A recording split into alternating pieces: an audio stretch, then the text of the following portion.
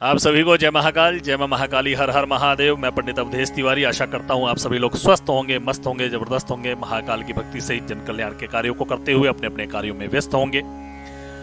और आज मैं पुनः अपने YouTube चैनल पर एक उपाय लेकर आ रहा हूं, क्योंकि एक ही कार्य के कई सारे उपाय हो सकते हैं।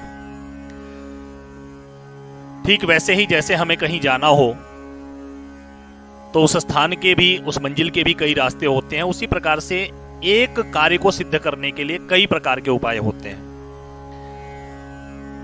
उपाय कौन सा काम कर जाए, कब काम कर जाए, ये तो कहा नहीं जा सकता। मैंने जैसा पहले भी बताया कि हानि लाभ जीवन मरण जस अपजस विधि हाथ, ये तो भगवान ने अपने हाथ में रखा है। तो मेरा काम है आप लोगों को उपाय बताना और उस उपाय के माध्यम से भगवान से प्रार्थना करना कि प्रभु जो मैंने उपाय बताया है उससे जो भी लोग उसे अपनाएं उनका कार्य सिद्ध हो, उनकी मनोकामना पूरी हो, उन पर आपकी कृपा बन जाए नाथ।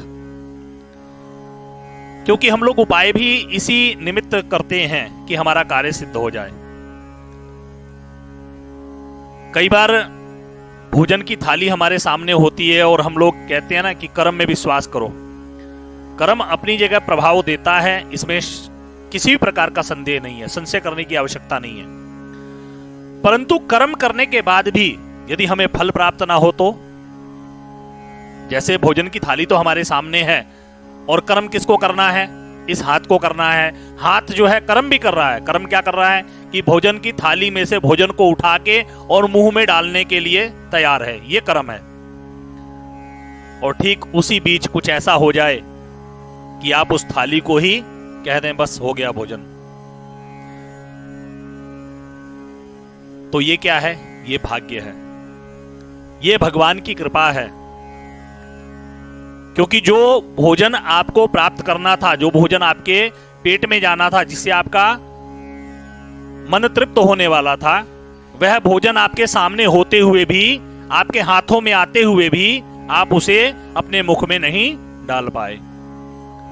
कुछ ऐसी खबर आ गई, कुछ ऐसा विवाद हो गया, कुछ ऐसी बात हो गई, या कुछ ऐसी प्रसन्नता भी हो गई कि आपने उस भोजन को वहीं पर छोड़ दिया।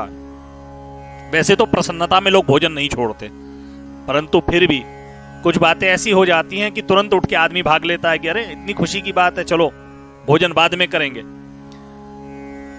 तो यह भी वैसे भोजन का अपमान है, मान्यपूर्णा का अपमान है। इसलिए जो है, जब भी भोजन को छोड़ें, जब भी कुछ भी बात हो जाए, कैसी भी बात हो जाए, तो उनको प्रणाम अवश्य करें। मान्यपूर्णा को प्रणाम करके ही वहां से उठें, भले भोजन ना करें। तो भोजन नहीं किया, ये क्या है? भाग्य है। कई बार हमारा भाग्य ना कुछ कारणवश, कई बार हमारा भाग्य कुछ कारणों से रुक जाता है, हमें प्रभाव नहीं देता, हमें लाभ नहीं मिल पाता। और लाभ न मिलने के कई कारण हो सकते हैं। हो सकता है जैसे कहते हैं ना कि कोई रुकावट डाल दे, किसी की नजर लग जाए, तो इस कारण से भी जो है कई बार काम हमारा नहीं बनता है। तो इसी क्रम में आज मैं एक नया उपाय आप लोगों के मध्य लेकर आ रहा हूं, और वह है गर्भधारण के ऊपर ही। जो हमारी माताएं बहनें, हमारी देवियां जो हैं, अनेक प्रयत्न कर चुकी हैं, क्योंकि ये संसार जो है मैथुनी सृष्टि है। मैथुन के बिना सृष्टि का विस्तार हो ही नहीं सकता। परंतु उस कार्य को करने के बाद भी, समागम होने के बाद भी, यदि गर्भधारण नहीं हो पा रहा है, हो सकता है उसके पीछे भी कोई कारण हो, कोई ना कोई रुकावट हो और कोई ना कोई वजह हो। तो वह रुकावट, वह वजह कैसे दूर होगी? क्योंकि क्रिया तो आपने करनी ही करनी है। बिना क्रिया किए, बिना कर्म किए फल प्राप्त नहीं होगा। परंतु कहा है ना कि समय से पहले और भाग्य से ज्यादा किसी को ना मिला है ना मिलेगा। तो इसी कड़ी में एक कर्म बताने जा रहा हूं। एक कर्म वह है जो सांसारिक रूप से आप कर रहे हैं, और एक कर्म मैं बताने जा रहा हूं जिसको करके भी आप लाभ प्राप्त कर सकते हैं। हो सकता है आप जो कर्म कर रहे हैं वह कर्म फलित किसी कारणवश ना हो रहा हो, और जैसे ही आप यह उपाय करें तुरंत वह कर्म जागृत हो जाए, फलित हो जाए। इसलिए कोई भी उपाय, कोई भी प्रयोग जो है आप विश्वास से कीजिए। विश्वासम फलम दायकम, बिना विश्वास के फल की प्राप्ति नहीं हो सकती। तो आज जो मैं गर्भ धारण के विषय में आप लोगों के सामने उपाय लेकर आ रहा हूं, यदि यह आपको उपयुक्त लगे, अच्छा लगे, तो इसको अवश्य जो है अपने जीवन में एक बार करके देखिएगा। और वही लोग करें जिनको गर्भ संबंधित दिक्कत है, किसी प्रकार से जो है बाधा पहुंच रही है, गर्भ धारण नहीं हो पा रहा है, तो वह पति पत्नी इस उपाय को करें, वह जोड़ा इस उपाय को करे। कैसे करना है, कब करना है, यह भी विस्तार से बताने जा रहा हूं। जो भी हमारी माताएं बहनें हैं, जिस दिन ऋतु धर्म प्रारंभ हो, तो ऋतु धर्म से 7 दिन कुछ नहीं करना है, क्योंकि 7वें दिन से तो वह पूजा करने की अधिकारिणी होती है। 8वें दिन पति पत्नी में से कोई भी जो है बाजार से 2 नारियल ले आए, जटा वाले नारियल, और जटा वाला नारियल लाके जो है पहले उसको स्नान कराएं गंगा जल से। गंगा जल से स्नान करा के उसके बाद उसकी जटाओं को उतार दें। अंदर जो है कठोर नारियल निकलेगा और उस नारियल के ऊपर 3 निशान दिखाई देंगे, जैसे 2 आंख और 1 मुख की तरह। उसके बाद पुनः उसको गंगा जल से स्नान कराएं, और गंगा जल से स्नान कराने के बाद रात्रि में जिस समय आप बिस्तर पर पति पत्नी सोने के लिए जाएं, तो रात्रि 9 बजे के बाद और 11 बजे से पहले आपको यह कार्य करना है। पूरे 9 दिन तक लगातार इस काम को करना है, यह भी ध्यान दीजिएगा। अब करना क्या है, कैसे करना है, इस पर आइए, इस पर ध्यान दीजिए। दोनों पति पत्नी उस बिस्तर पर आराम से एक दूसरे के सामने मुख करके बैठ जाएं। जैसे मेरा ये हाथ देखिए, दोनों हथेलियां एक दूसरे के सामने हैं, ठीक वैसे ही पति और पत्नी एक दूसरे के सामने मुख करके बैठ जाएं उस बिस्तर पर।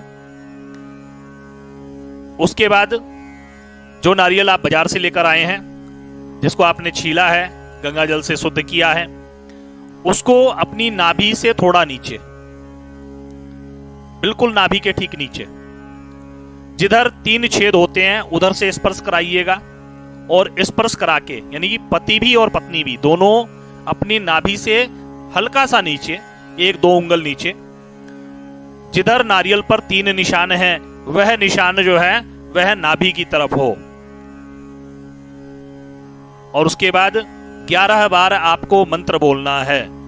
मंत्र क्या बोलना है, ध्यान से सुनिएगा, और स्क्रीन पर भी मैं आपको लिखकर दिखा दूंगा। मंत्र को ध्यान से सुनिएगा।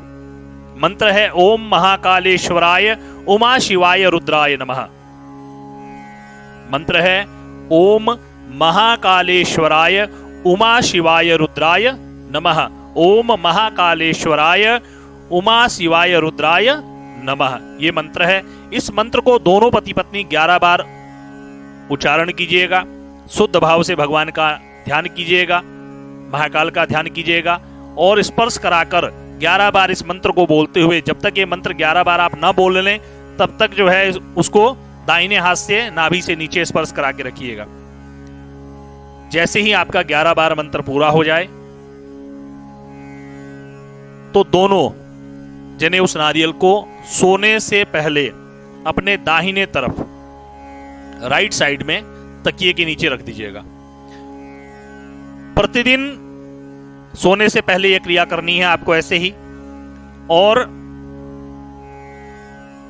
उस नारियल को उठाना नहीं है, तकिए के नीचे ऐसे ही रखा रहने देना है। करना कब तक है, बस 9 दिन तक।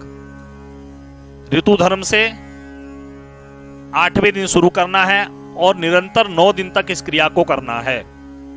9 दिन तक जब यह क्रिया आपकी पूरी हो जाएगी, तो इसी 9 दिन में आप जो सांसारिक नियम है, जो हमारी विधाता की बनाई सृष्टि के अनुसार जो है नियम है, वह भी आप कीजिए। और शुद्ध भाव से भगवान का ध्यान करते हुए कि प्रभु,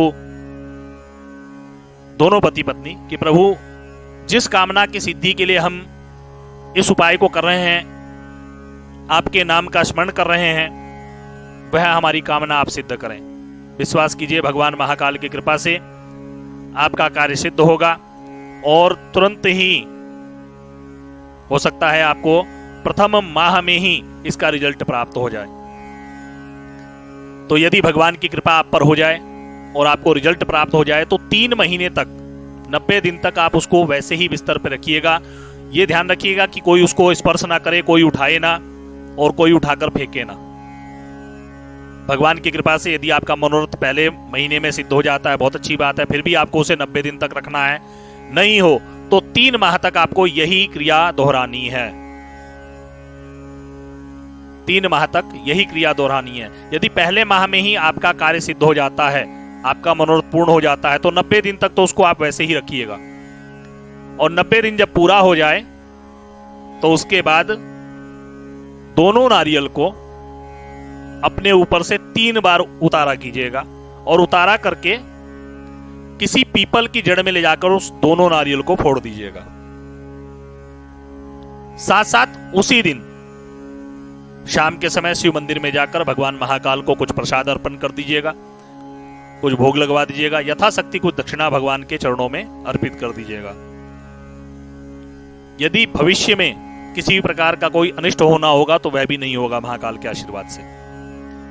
तो ये उपाय आप भाव के साथ, श्रद्धा के साथ, विश्वास के साथ कीजिएगा और मेरा विश्वास है कि महाकाल आपके इस कार्य को सिद्ध करेंगे, आपकी कामना को पूर्ण करेंगे। और इसी मंगल कामना के साथ कि आप सभी लोग स्वस्थ रहेंगे, मस्त रहेंगे, जबरदस्त रहेंगे, महाकाल की भक्ति सहित जन कल्याण के कार्यों को करते हुए अपने अपने कार्यों में व्यस्त रहेंगे। तब तक के लिए सभी को जय महाकाल, जय मां महाकाली, हर हर महादेव। और मिलेंगे अपने अगले वीडियो के माध्यम से। आपको हम अपने इसी चैनल पर, पंडित महाकाल पर, आप लोग इस चैनल को सब्सक्राइब कर लें। वीडियो अच्छी लगे तो इसको जो है लाइक करें, शेयर करें। और कोई भी किसी भी प्रकार का उपाय यदि आपने पूछना है, समस्या का समाधान आप चाहते हैं, तो आप मुझे व्हाट्सएप करें, फोन ना करें, क्योंकि फोन करके आप फोन करते हैं और कई बार मैं व्यस्त रहता हूं, फोन नहीं उठा पाऊंगा। तो आप अपनी समस्या को लिखकर मुझे व्हाट्सएप करें। मुझसे जो भी होगा, जैसा भी होगा, मैं आपको रास्ता दिखाने का प्रयास करूंगा। तो पुनः एक बार सभी को जय महाकाल, जय मां महाकाली, हर हर महादेव। सभी का महाकाल कल्याण करें, मां महाकाली सभी पर कृपा करें, सभी की कामना सिद्ध हो।